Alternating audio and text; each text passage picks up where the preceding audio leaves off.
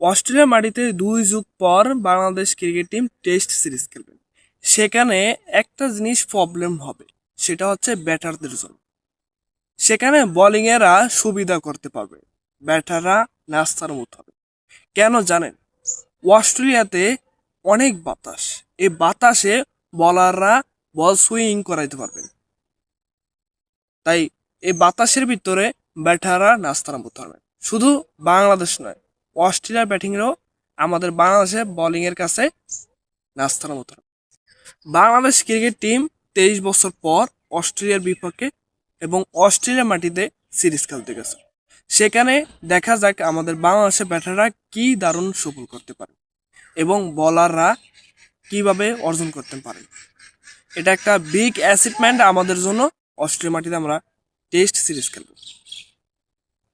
আরেকটা কথা বলতে চাই যে বোলিং এরা কিন্তু এখানে দুর্দান্ত করবে, এই ব্যাটারদেরকে দোষ দিয়ে লাভ নেই। যে মাঠে খেলা হবে এই মাঠে কিন্তু অস্ট্রেলিয়া এবার উদ্বোধন করতেছে টেস্ট ম্যাচ দিয়ে। এখানে আর কোনো খেলা হয়নি টেস্ট সিরিজ, তাই এবারই প্রথম অস্ট্রেলিয়া খেলবেন।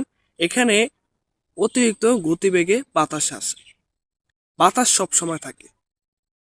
আপনি নিউজিল্যান্ডের কন্ডিশন বলেন, অস্ট্রেলিয়া কন্ডিশন বলেন, এই দুইটাই দেশে অতিরিক্ত বাতাস থাকে। এই বাতাসের সুফলে বলাররা সুবিধা করতে পারে, কারণ বলাররা বল সুইং করাইতে পারেন, আউট সুইং, ইট সুইং, মানে বাতাসের গতি হিসাব করে তারা এই সুইং করাইতে পারেন।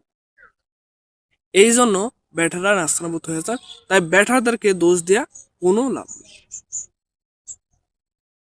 ধন্যবাদ সবাইকে ভিডিওটি দেখার জন্য।